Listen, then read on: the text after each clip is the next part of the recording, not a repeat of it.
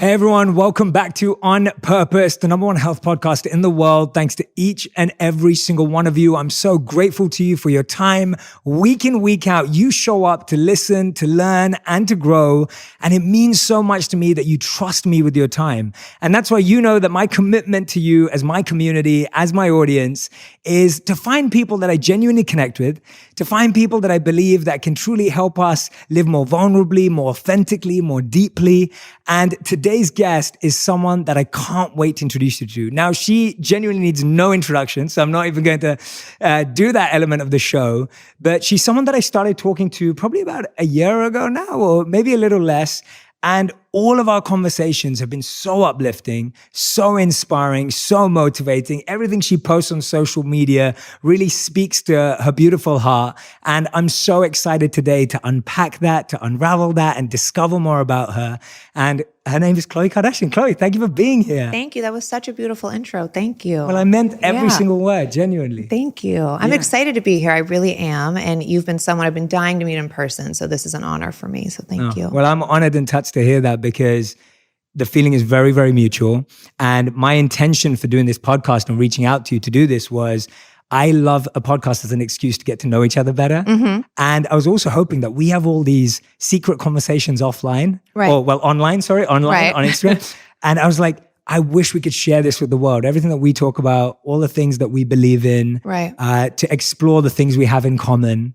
Right. And for people to get to know the deeper parts of you and all the amazing messages you have. Well, and it's so, I know your job is to be positive and uplifting, but when it is even, we talk through DMs and it's really beautiful when that translates, because sometimes it's all about smoke and mirrors and people might project that they're one thing, but that's not really what they live, and that's entirely who you are. So it's really great to see that. And even coming into your home and you allowing me and my film crew and all of us in here, your home is super zen and beautiful, and you have life in here with your trees, and it's just, it's a great message. Well, thank you. They're wonderful too. I actually said to them before you came, I was just like, I've never met a crew that's so happy. Yeah. That's such great energy. Like everyone was like smiling. And they're the best. We were having a great conversation. And I love they're the best. And they're like that every single day. And they're dealing with me and my crazy family with a slew of emotions. So for them to maintain that beautiful energy, it really keeps me very balanced and centered. Yeah, no, it's beautiful. So anyway, the feeling's very mutual. Even your demeanor, the way you came in today, and all the conversations. I've read some of our conversations to my wife, and she was just like we're both just so in love with you. It's just like you project so much love in the conversations we've had. Thank you. And so that's why I felt compelled to reach out to you. I appreciate it. Yeah, but one of the things you said to me that stood out in one of our DM conversations was you said, imagine if everyone in the world was 5% kinder. Mm-hmm. And that stuck with me. I was just like, wow, imagine if everyone was just 5% kinder. Like you weren't talking about, let's make everyone in the world super kind. And, tell me what that means to you and what made you say that and where that came from. Well, I don't know if it's the older I get or the more accessible I am to so many people because of social media nowadays and just the technologies in our hand. It just feels really heavy. The world feels really heavy and depressing. And if you read statistics for mental health, bullying, violence, everything is escalated. And I think we're too exposed to too many avenues of people and too many ways for people to connect with us. And we are all made up of energy. And when people either take too much from you, it is a ripple effect. And sometimes if someone projected negativity onto you, you just instinctively will project it back to them or as a defense mechanism to somebody else.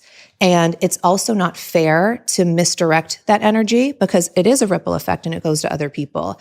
But if we were to be a little more self-aware, and when someone is mean or negative to us, instead of us being combative back, if we were just like, why are you hurting? Or just even like, okay, and just took it instead of having your ego involved where you have to shout louder. If you just took it, that's even just being kind. I'm not saying people have to go buy roses for everyone or whatever, but even opening a door, smiling at someone, you don't even have to talk. It's a universal language that everybody understands. That would give a ripple effect, or even the karma back to you that you're going to receive a little bit more kindness that day. I think it's highly naive of me to say 50% or I want everyone to, think that they're surrounded by glitter and unicorns. Like, that's just not reality. It is. And it's also cool when life gets heavy too, to see how you can manage and filter through it. But that doesn't mean we still have to be horrible people to one another. Yeah. No, I love that. I love what you're saying, because I think we also, and you touched on this, we think being kind means these big gestures, or like having to save the world, or, doing something really colossal. Like, it has to be big and expansive. But you're right that we forget and we underestimate how much just a smile, a kind word, a kind message, or thinking of someone can just change someone's day. And I love those simple things, because I think that those are things anyone can do, and those are things everyone can appreciate. Whenever I have like a waitress or someone, they are busting their butts to work, and they're cleaning tables, and they're serving you. It's a beautiful thing. And instead of just like, you don't even look up at them. If you just look at them, stare them in their eyes and say thank you, or you can tell that people are so rude to people in any service industry, because they almost get like shocked, like that someone's staring directly at me. And as a human, you never want to feel that you're invisible or that people are looking past you. You want people to look at you. And even just that alone, that makes someone's day. And if someone was having a bad day or feeling like, man, I can't get by, I'm working my ass off, and people are just mean to me, it depresses them more. Like, it's like, just look at someone. Hey, how are you? Thank you so much. Like, that's it.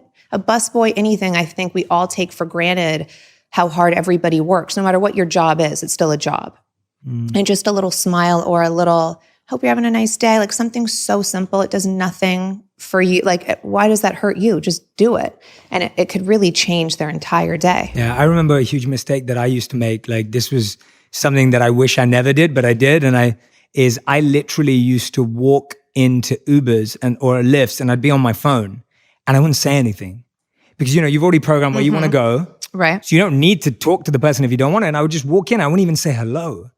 And I wouldn't say hello. I wouldn't say, how's your day? I wouldn't greet them. And it took one driver to actually not start driving for like 3 minutes. And he was like, hello, how are you? Oh, wow. And I probably even missed it the first time. And the second time he was like, hello, how are you? And he kept asking me. And it must have been like the third or the fourth time that I registered, because I was so busy. Wow. And I was just like, oh, wait a minute. And he was just like, yeah, I just wanted to just ask how you were. And it just took me to that where I was like, I can even just saying hello. Now, I'm not saying you need to get into a big life story conversation with your Uber or Lyft driver, but the point being that I think they're still humans. Correct. Right. Correct. Yeah. And I think because of our phones, and we're so busy, but remember, we all operated before our phones somehow. So life goes on. Do you remember that time? I do. And I miss that time. I do feel bad for like my little sisters, who I don't think they ever knew that time, because they were too young. They wouldn't have a phone at that age anyway. But we forget that we're all humans. And I also, yes, of course, we don't want to have, like, sometimes we're just tired and we don't want to talk. I get it. Totally. But I also, most people can be room readers. So if you go in the car, like, hey, how are you? Like, and that's kind of it. If they keep engaging, you're not being rude. You could still kind of just give short answers, and hopefully they'll kind of get the clue and stop talking to you. And if not, maybe they just need someone to talk to. Yeah, definitely not encouraging anyone to get into a life story conversation. Just be human. I think you put it best. Right. Yeah, be human. We talk a lot about self-care, self-worth in our conversations. I see you post these amazing stories, and that's how I actually found out. I remember once you posted one of my videos, and I was just like, oh, wow. Like, I just felt very humbled and touched. But you share so many other people's, and I think you do such a great job of encouraging creators like myself as well in sharing that. Oh, thank you. And not just me, and I know you share plenty of other creators as well, which is so beautiful. And when I started to see that, and I see that on your stories all the time, like, it's either true or a true statement, right? It's either true or a true statement. And I love that. And I've commented back so many times and said, oh, I'm really glad you posted that, whatever. When did you kind of get to that space in your life where that became a priority? Like, when did you come to that and you were just like, my self-care and this journey of self-reflection are important to me now? Like, when did you get to this space of everything you're sharing now? Well, I've always been a writer. I write a lot and I journal. I write a lot, mainly for myself. And then I love it. It's so therapeutic. I did a lot especially when I was going through my divorce specifically, and it was so therapeutic for me. You're just even able, it's like a release. And sometimes when you write something, you either see how important it is or how silly it is to you at the same time, but it's out of your system and you could burn it, do whatever. And then I used to write I would post a quote and then write a large caption. And it's before I had as many followers, and some people would tear it apart so much that they took out like the real meaning of it and they would make it into whatever they were feeling. And it wasn't what I was feeling. So I just chose to stop doing that as much because it kind of ruined it. Or like the blogs would create things. I'm like, but you took the beauty out of it. That wasn't what it meant. Right. But not everybody is as deep or as they just want it to be salacious and something way worse than it is. But I also started seeing how much people were craving some sort of guidance, if you will. And not that I'm that person to go to, because I'm still figuring out my life. We all are. We're still just human beings and we're going to make mistakes and live our life. But I'm okay with sharing my failures because I'm secure enough in just me being a person. I'm still figuring it out. Yeah. I don't know what I'm doing every day, but I just realized what a positive reaction I would get when I would post something encouraging to other people. Or I would go on strangers' pages and just be like, oh my gosh, I love your freckles. And like what that would do. I'm like, that's crazy that just being kind gets so much positive feedback. Like that should just be normal. I think we're just used to people bullying each other. And if someone, like I would never go to someone's page to criticize them. That's just not who I am. I wouldn't waste my time. If I felt something, I'm like, oof, why would I even think that about this stranger? Who am I? I would go to someone's page to encourage and uplift.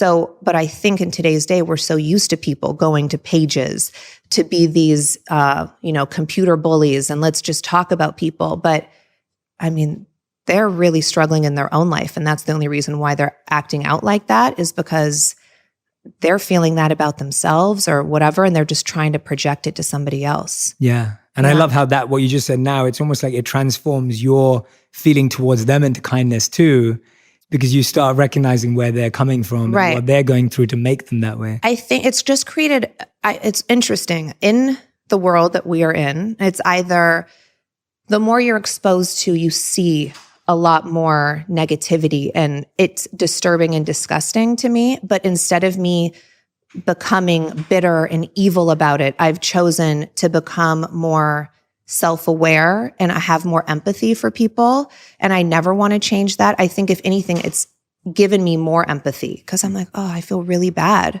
for you. Yes. And I feel bad that you can't also understand that I'm just living my life. I'm not perfect. I am doing what you're doing we're just trying to figure it all out. But if we're all a little more understanding and kind to one another, it would make our trials, tribulations, ups and downs that much easier. Yeah. I love that you've always been journaling. I think that's such a great practice.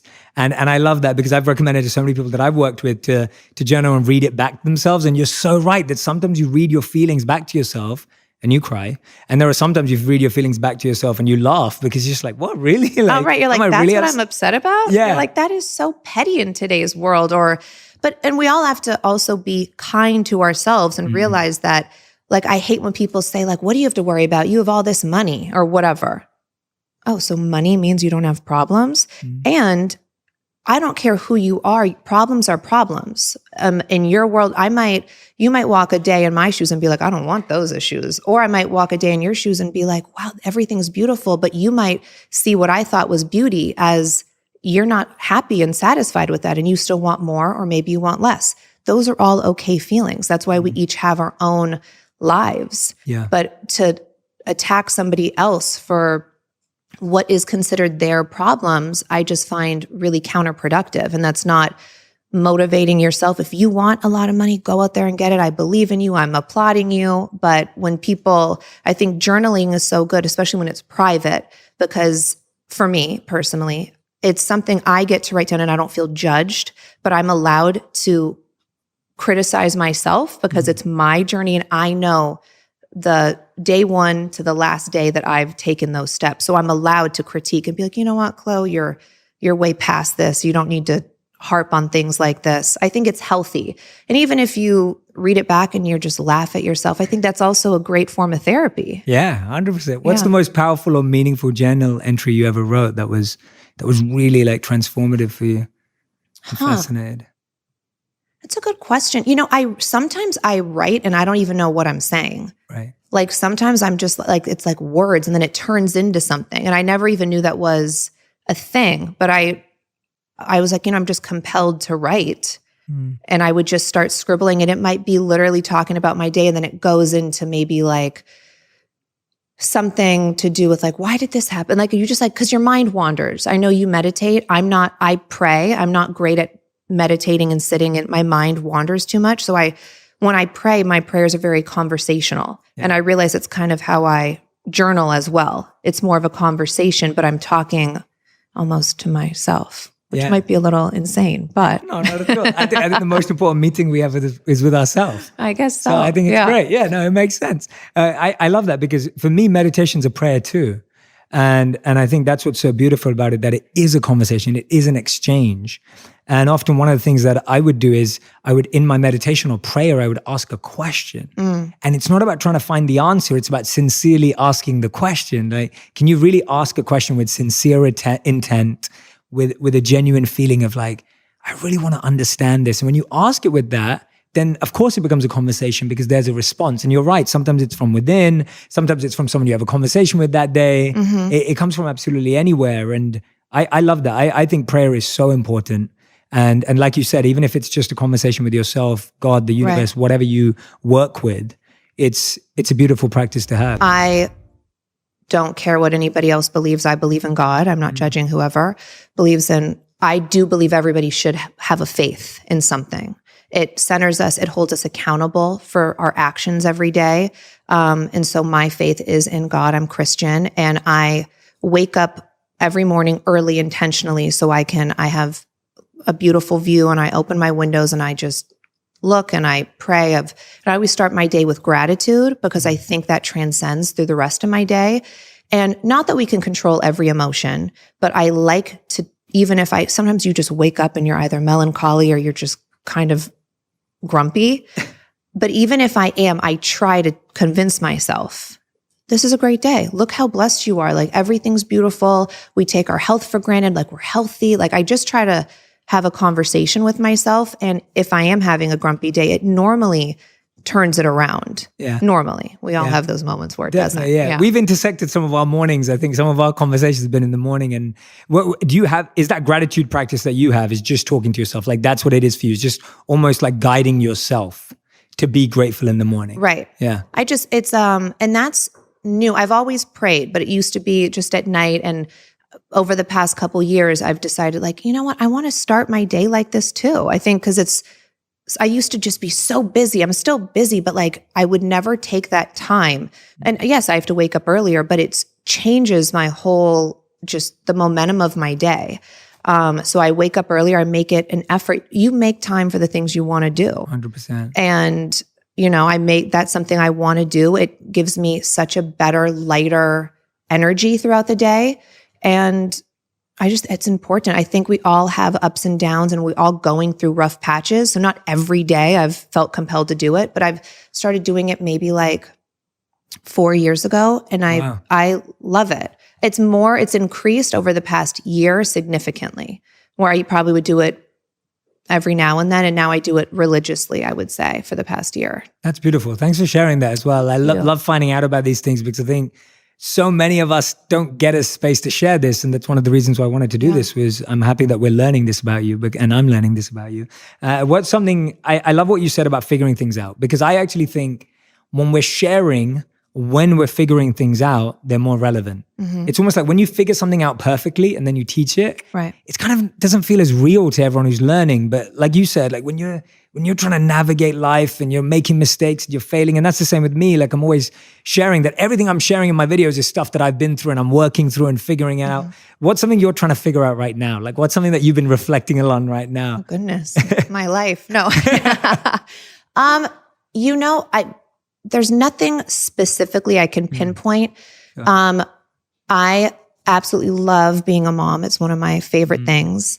And, about under a year, I would say about 8 months ago, I've had a breakup. And so figuring out, I think people are so good at distracting. And I've really chosen to not distract myself, or to try to not distract myself. maybe people can say true would be a distraction, but if anything, she's a healthy distraction. And I love, like, I haven't jumped into dating. I don't care to date right now. I'm not in a rush for it. I feel so good in my life, and I don't really need much else. And so something that I'm focusing on is just making sure that I process everything. I think, especially in my family, we're good at moving on. Like we have very big forgiving hearts. We just move on, but we don't really talk about things that happened. And I don't really know if that's healthy or not. And so for what I went through with my breakup, I forgive Tristan. I don't think he's a bad person. I think we all make mistakes. We're humans, but it's only going to hurt me if I'm holding on to this anger and playing this victim role. I don't believe in being a victim. I believe in, okay, this happened to me. Let's figure it out. Let's push through it. And maybe if I'm open and honest about it, it can help other people feel like it's okay. We're all human. We're all going to get through things, but you also can't condemn somebody else for just either sinning differently than you did, or I just feel like we're all so quick to, exile people, and it's just so heavy to me. And so something that I'm just focusing on is making sure I'm healed from that, or as much as I can, and try to understand it as much as I can. And then don't distract myself right now. And so I just try to have a lot of me time in the mornings, and that's where I kind of filter through that. Yeah. I think. Hearing that's beautiful. Oh, thank you. Yeah, no, just listening to you say that, I was like, wow, like what a beautiful place to be in. Thank you. I feel really good. Yeah, like I can hear that. I do. And I'm proud of myself, because I think so many people, it's natural to almost be the victim. It's natural when, like, especially when you're on this platform and the whole world is like, oh, I feel so bad for you. It's like, okay, thank you. But this has also happened to, I'm sure, hundreds of other people before. I'm not saying it's right. I'm just saying I'm not going to die. We're all fine. And I want to show my daughter that it's okay. And it's a beautiful thing to also forgive her dad. He's a great person. It's, maybe him and I weren't compatible or whatever on that way, but that's okay. Like, nobody's going to die here. And I always want True to be surrounded by love. And I know babies feel energy. We feel energy. And I just want her to always feel just bliss as much as I can. That's so incredible. I know it's not realistic every day, but as much as I can control it, I feel like it's my mama bear job to control it. I think so. Yeah. Well, when I'm hearing you say that, I'm feeling the energy of what you're saying. And to me, it sounds like I don't think what you're presenting is an ideal impossible. I think what you're presenting is a very real opportunity to say, it's my child. I want her to have this environment. And I'm going to work really hard for her to have this environment, whatever that means. Oh, it's hard. Right? Yeah, it's not easy for me. It's it would be easier for me to keep my daughter away and be like, no, because you hurt me. But he never hurt True. Like, you know what I mean? Like, him and I have our own relationship, and then Tristan and True have theirs. And I will never come in between that. I don't believe in that. But I attest that to my parents were incredible co-parenters. From what I know, my mom and my dad, I'm sure, fought all the time, not around us. I would never know. My sister Courtney and he's like my brother, Scott, they're incredible co-parenters. And as long as it's not hurting you in any way, like if this was hindering Courtney's growth or if it hinders my growth, then you have to also put yourself first, because you are, in fact, taking care of your children. But if it's not hindering you or hurting you in any way, I think it's important to work on all relationships. Yeah, I read somewhere the other day that kind of, I feel, really articulates what you're saying. It said, letting go is hard, but holding on is harder.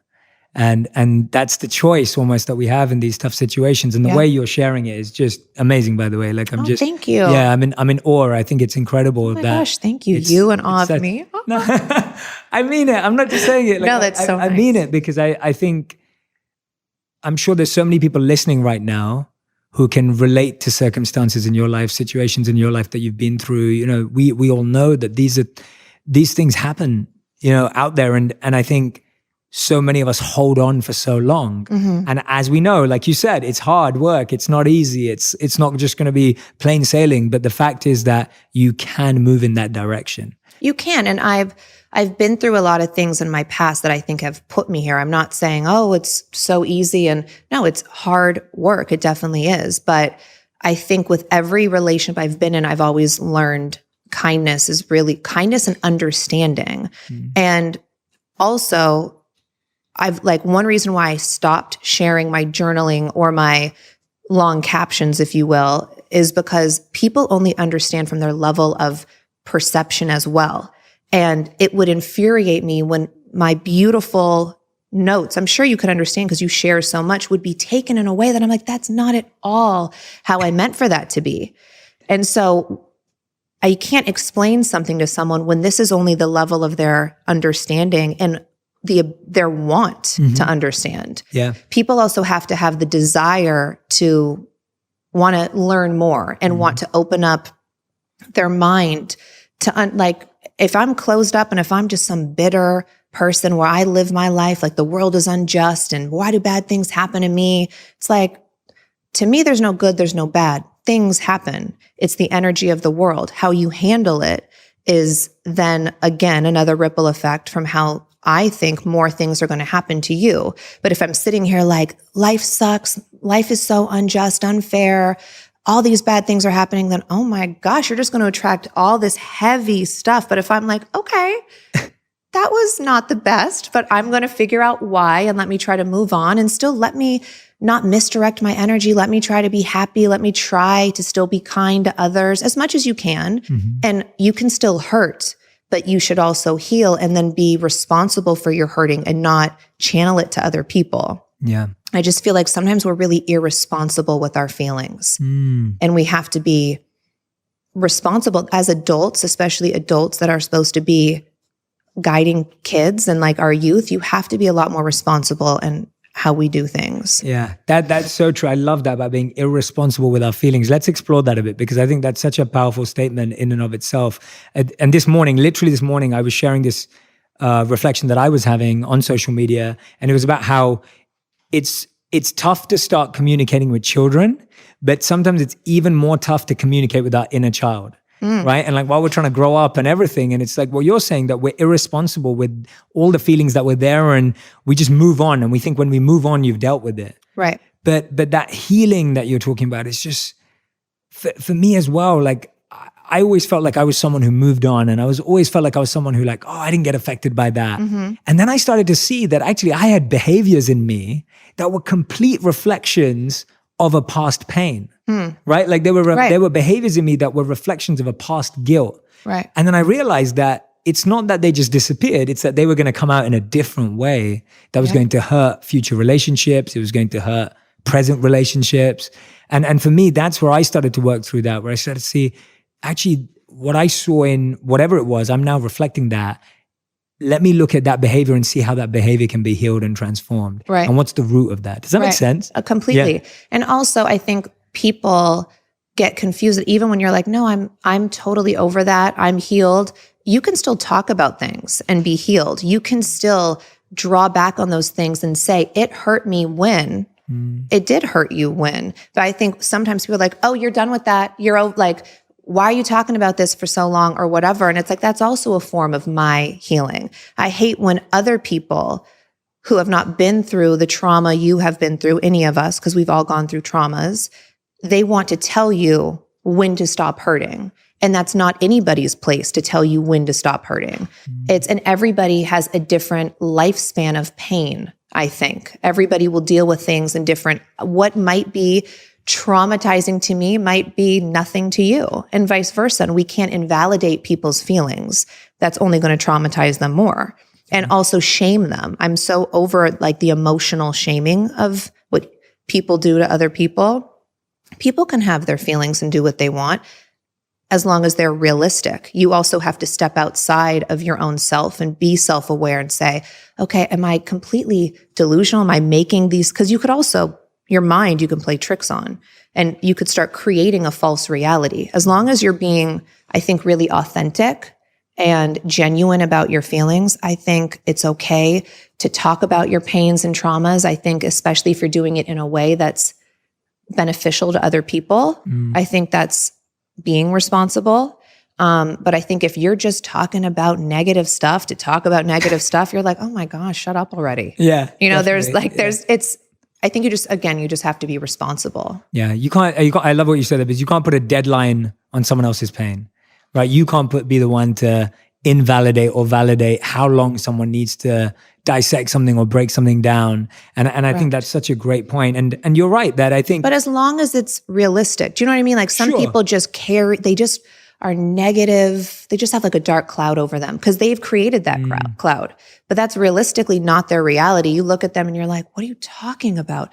And if it was something from 5 or 10 years ago, you're like, okay, babe, we gotta, not that we're putting a deadline on it, but let's start working through it. Yeah. Let's not sit in the beginning stages of whatever's holding you back. So it's the balance that you're talking about. It's a balance. It's not either or. Correct. Because you can't just talk about it forever and you're not doing anything about it. Right. At the same time, you can't say, oh, get over it today. Right. It's that balance. Like I can't stand people that are like eating a bucket of like Haagen-Dazs ice cream. Like, I'm so fat. And like they won't work out. They won't change their diet. They won't drink more water. They won't whatever. But they're complaining. I'm like, well, you're always going to be in this victimized state because you're literally not doing you're not being self-aware. You're not even looking at your own reflection saying, okay, what can I do to change things about myself? It's everybody else's fault. And what would you say to someone who's in that situation, whether it's whatever it is, whether it's their physical, their emotional, their mental, how do we then talk to that person or coach them with compassion out of that? Like you've done a lot of that work.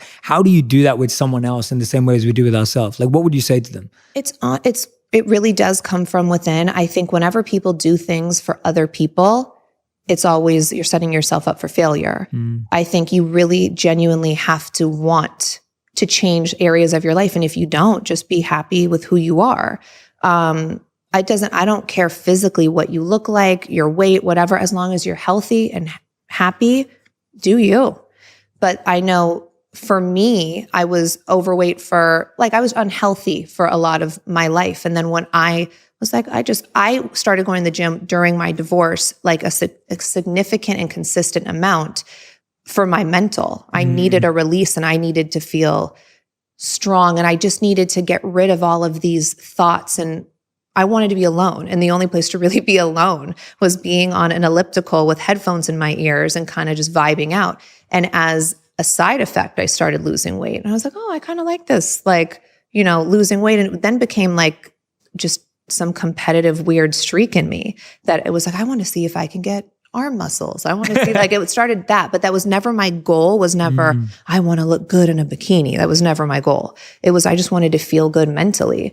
And I think when you start putting yourself first, you start feeling so much better. There's not a size clothes that you have to fit into. It's just, then you start exploring things like, wow, I like how I feel when I drink more water. I like how I feel when I pray in the morning. And because of that, you start to become happier and lighter. And then you start to want to do more things, be more active, socialize more, whatever it is. Yeah. And so many studies now show that even a small amount of exercise a day is so great for the mind and the brain. And I think that's been underestimated for so long. And I know I underestimated that in my life for so long, where I was always someone who focused on the mind and kind of neglected the body and like pushed the body to limits. And then I was just like, oh, wait a minute, they're all interconnected, right? You can't just say, oh, I'm going to deal with this, I'm not going to deal with this. Actually, when you take care of mind, body, and soul, then then you feel the best version of yourself. Correct. And that's what I love, that even if your first intention for going to the gym or doing anything is wrong, as you do it more, you'll probably come to the right conclusion. Right? If you stay consistent with something, you usually raise your intention. Completely. I have a TV show called Revenge Body, and all the people, it's a show, and all these people are from different walks of life, and they start with some trauma, and they all come on the show like, I want revenge on, and it's a play on words, Revenge Body. It's not, I don't think the best revenge is a good body. Yeah. It's just a play on words. But they come on the show like, I want revenge on my ex-boyfriend or on my dad or whoever. And I'm always like, okay. And like the first interview, and then towards the show, they're feeling because they think this good body is going to this person's going to treat them good. It's like, how superficial and narcissistic are we? But we are. That's the world we live in. And so towards the end, they never want revenge on the person it starts out with. They want compassion. And they're like, or I don't want that boyfriend because I deserve better, because I feel better. And the show, they think it's all physical. But what we do, we kind of break them down mentally to self-reflect and look at themselves and figure out what got them here to this place. Because you can't always blame somebody else for why you are the way that you are. You have to be accountable too.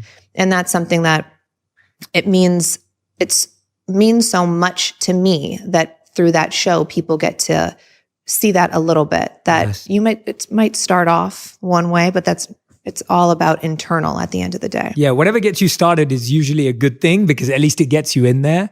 But what I love about what you've just said is that it's just anything that gets us started is a good place to start. But when you're giving someone the power to make you feel beautiful, you've also just given them the power to make you feel ugly, right? And so completely, you're just always giving away your power if you don't upgrade that intention. And I think we see that in every part, whether it's our body, our mind, our intellect, our academics, whatever, all these expectations of others, the more we're looking for someone to say, yes, you're amazing now. Yeah. It's like you waiting for that statement. You could wait your whole life for it and it could never come. Right. And it also almost could become an addiction. Like people, it might not be good enough from one person. They need it from thousands and this or whatever, but it's not that. It's because they need to hear it from within. You need to tell yourself, you're beautiful, you're dope, you're so smart, whatever it is. But they don't feel it. They don't believe it. So when people keep telling them, you're such a good person, they don't believe it at all. That's why they keep trying to find validation in empty things.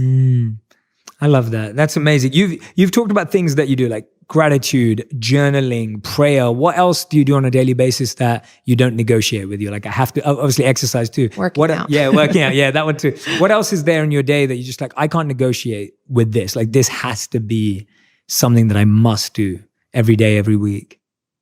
Or are those are pretty much the core. I mean, it's praying and working out are like my two that I do basically every single day. And like yesterday I did my schedule wrong, or no, the day before I did my schedule wrong. So I missed my workout and I was like, I felt fine. I went along my day, but when I realized that I did my schedule wrong, I was like, oh my God, I'm so bummed. Cause what it does, it just clears my head. I feel so good afterwards. So whatever that is for people, it doesn't have to be what your non-negotiables are or mine. It's just, I think everybody has to have those. There are I think they fuel me. Yeah. You talked about working with your family, which I think is fascinating in the first sense, because it's an amazing thing that you're constantly surrounded by, working with, you're just in that environment all the time. And you said that you're good at moving on and forgiving each other, which I think is an incredible quality as well. Like, what's that like to deal with every day? And how are you learning more from that experience? Like, what are you learning from that? I think it's one of the best blessings in the world that I get to say that my job is being with my family every day. When this first started, we were much younger. I think I was 23 or 24. I'm still 23 or 24, so I don't know how that works. But yeah, we're in the same generation. Yeah, I'm like, what? Yeah. But it, when you get older, you all have your own families and kids, and not that anything happens, but you normally see your family holidays, not as frequently. We see each other every single day, and I'm honored to be able to do that. Yes, there causes more fighting or tension, but the thing that I've learned about my family is we are loyal, and no matter what disagreement we have or whatever, we'll always figure it out. We're not a family that's like, I haven't spoke to my sister in 7 years. Like, I don't know how people do that. And we are very understanding of each other. And I just think it's a really great dynamic. Like, we're understanding of if we're all going through something or whatever, we really try to be there for one another and support them through that. And I just think it's important to show our kids about family unity, or to show that, 2 heads are better than 1, 3 are better than 2. We're not competitive with one another. And whatever we each want to do, we support each other until the end. And I think today's world, everyone's like in a battle to who's the best and who's this and who's that. And when we first started, I remember like interviewers would always say, so like, do you guys go after the same men? Or do you, like, they would always like, our questions would be more, they would almost want us to fight. They couldn't stand that it was just really like, no, we just love each other.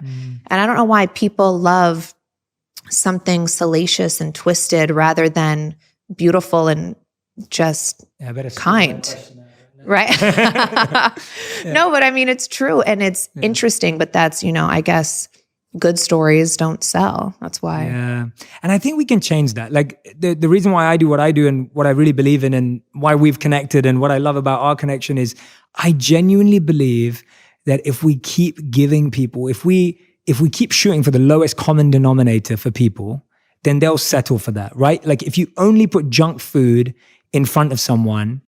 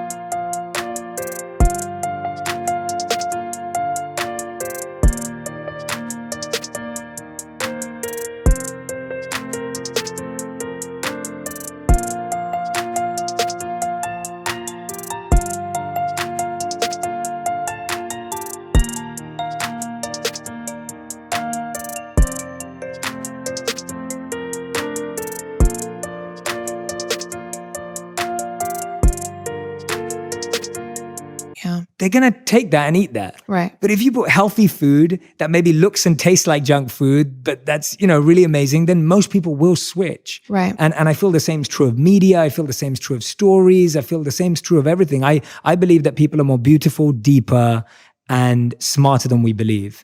And we don't always give everyone an opportunity to live to that. And therefore, people with influence, people with responsibility, people with power can either choose to sell something that shoots at the lowest common easy thing to shoot at. And it's easier to sell garbage, quite frankly. It's so much easier. But we are the ones with the influence and the power to say, no, actually, let's make people aspire for the higher that we know that's inside of them. Right. Yeah. It's interesting. I get so many people will comment negatively when I post almost positive things. I have ups and downs. I have a handful of supportive, handful of, oh my gosh, get over yourself or whatever. And I'm like, you need this the most. Like it's so, you can tell the people that are really suffering the most because they're so quick to condemn and to just take the junk food. They just want the bad stuff. They can't handle the good things. And especially when it's consistent, because that's just, I post for me. I don't post for other people. Like I'm like, this is for me. I need to hear those messages. Yes. And if I need to hear it, I'm hoping at least one other person does. But it's interesting that you can see right off like the people that are resistant to it, because some people they also don't want to open their mind up to becoming better people, because sometimes your own comfort will restrict you from your own happiness though, because they're too afraid to step away from their comfort zone. They would rather just be complacent instead of actually finding like something that really makes them happy and excited about life. Yeah. And I think I remember being there sometimes too. And so like what you were saying earlier of like having empathy towards that person and then praying for them and hopefully opening the door for them one day or having, wherever they're going to find that. Because I do believe that the more we have these conversations publicly, openly, the more these kind of messages circulate and go viral and get shared, the more people feel the permission and the reflection to look within themselves. It's almost like if it's not out there, if you've never heard it from your parents, if you've never heard it from your teachers, if you never heard it from your best friend growing up or the person you looked up to, it's kind of a lot of this stuff we expect people to have self-taught, but it's not. It's something you have to hear from someone that you look up to or inspired by that kind of gets you going. It's interesting you said, give yourself permission to look inside yourself. And it blows my mind that so many people do feel like they need the permission when you're in control of your own self. But so many people, they want to be like sheep. They just want to be told what to do and let me follow the herd. And that's just, it's mind blowing to me. Yeah, it is. Tell me something that you've learned from True and something you're trying to teach her? Oh, Because so many of us, cutie. because her energy on. Hi, Malika. Malika's here. That's my best friend. So nice to see you. Thanks for being here. Yeah, nice to meet you. I'll give you a big hug in a moment. Yeah, later, definitely. But I know that you post so much about her. We've spoken about her. I think her energy radiates straight off the page. You know, my team was speaking about her earlier as well. Like, yeah, what has she taught you, and what are you trying to teach her? I'm asking this because I haven't had kids yet. So oh my God. No, and it's interesting. I never, like, you can feel your child's personality, and like, she's a really good person. Has empathy already for other people. And it sounds crazy that you can know that, but you can. I never really understood that until I had a child. And I've always had patience. I'm good with patience. I've always loved kids. But she gives you a different kind of patience. And when you feel that like you're exhausted and you can't go on with your day, when you're around your own child, you get this surge of energy and you're just like, oh, I got to keep going. Like you just figure it out. And so she just gives me, I think, more of a drive and to stay fit, to stay healthy, because I want to be an active mom with her. I want to be here as long as I can. But I would say it's a different type of patience. I think it's a softer patience. And I mean, I've always been goofy. I've always been silly. So my inner child is there, and I will be the first one to play and be wild. And I don't care how I look. Like, I'll be an animal. It doesn't matter. But I mean, you're just like reliving your childhood again. It's fun. Yeah. Oh, that's awesome. Yeah. So that's what she's teaching you. She's taught me so much more understanding from my mom.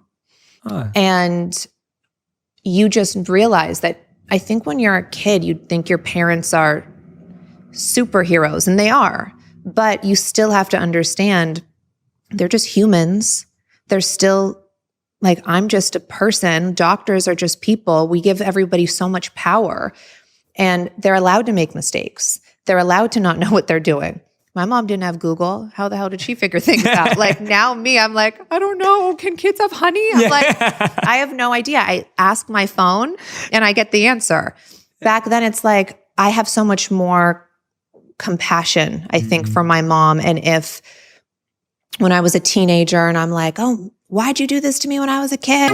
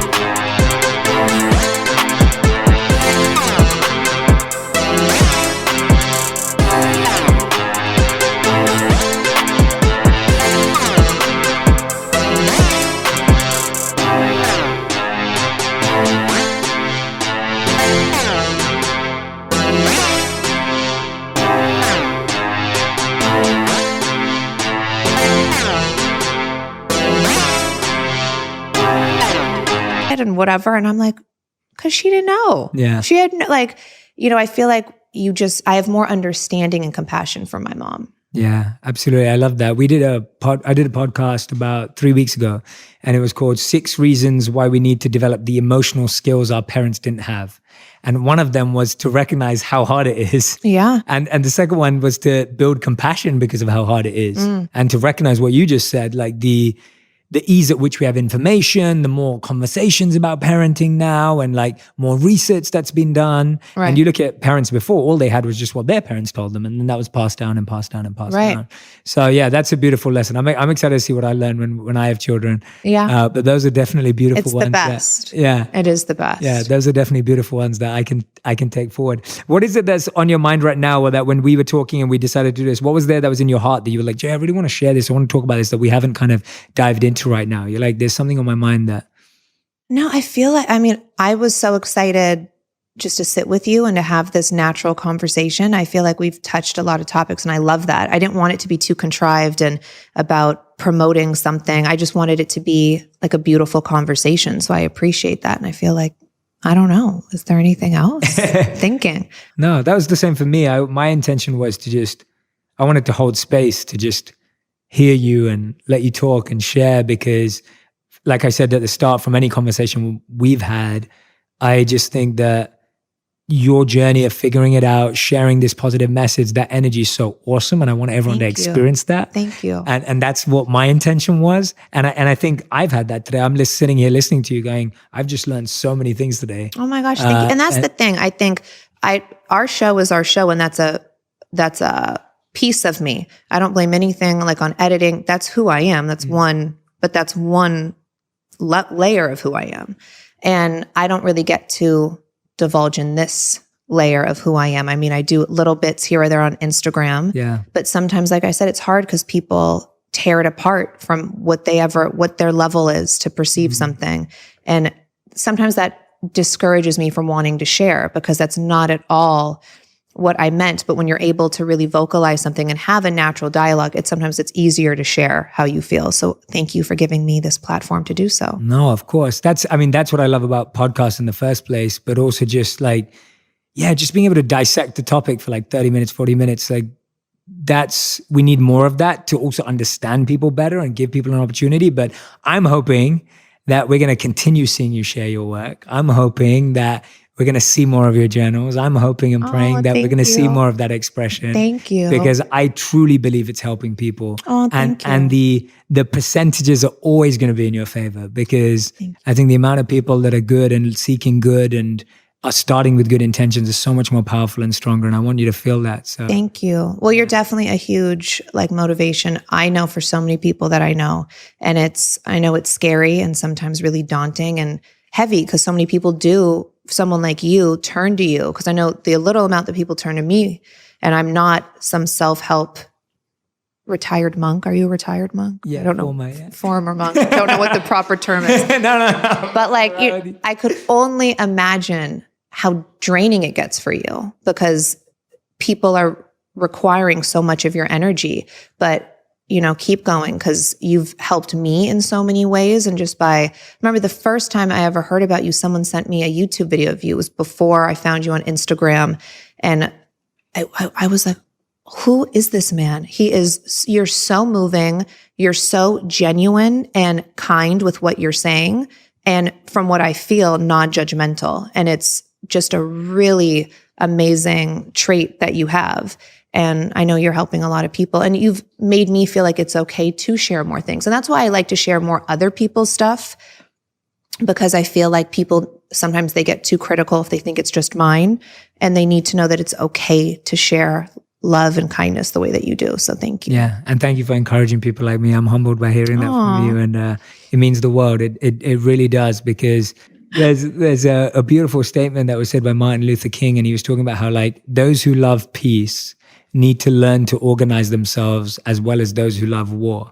And I think that those of us who are in this mission and purpose of wanting to spread kindness and not just in this positive movement sort of way, I think real work, real healing, real transformation, not just let's be happy, not that kind of stuff, but let's really do the work. Let's really heal. Right. I think it's really encouraging when we work together. And we encourage each other and help to build stuff together. So, and sometimes people find it so oh, you guys are just so happy. It's I'm not happy all the time. Yeah. I have my moments, and I'm still very there's things I'm oh, really? I have to do that or whatever. Yeah. But then I have to also be okay, no, I get to do that. I have to change my thinking. I have to talk to myself sometimes. So it's not once you have this mentality, you're always in it. It's just a great reminder for ourselves. And also just to change your wording from I have to I get to. Little things like that. If you just try, if you're just aware,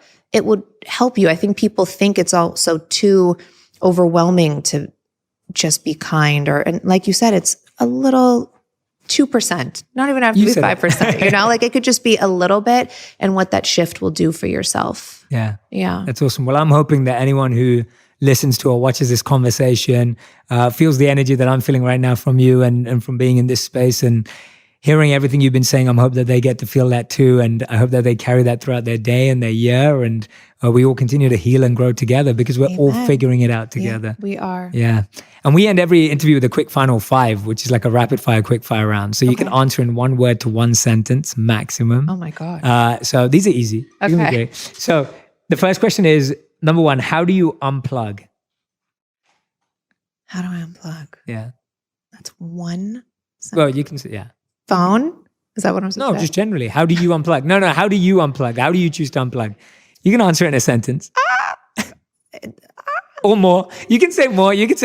I'm not good when you limit me to speak. Okay, not I'm not going to limit you. I am a talker. I'm not going to limit you. I should not limit you. No, okay, let's go. I would just say I unplug in the mornings when I do my morning routine. Okay, awesome. Question number 2. What's one change that you made that you feel really boosted your life? One change that you made that really changed everything?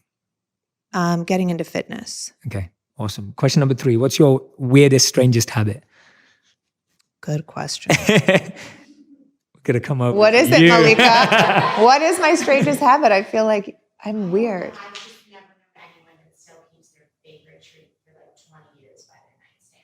Ooh, what is it? Tamale? I wasn't going to go that far. Okay. Hot tamales? Or hot tamale.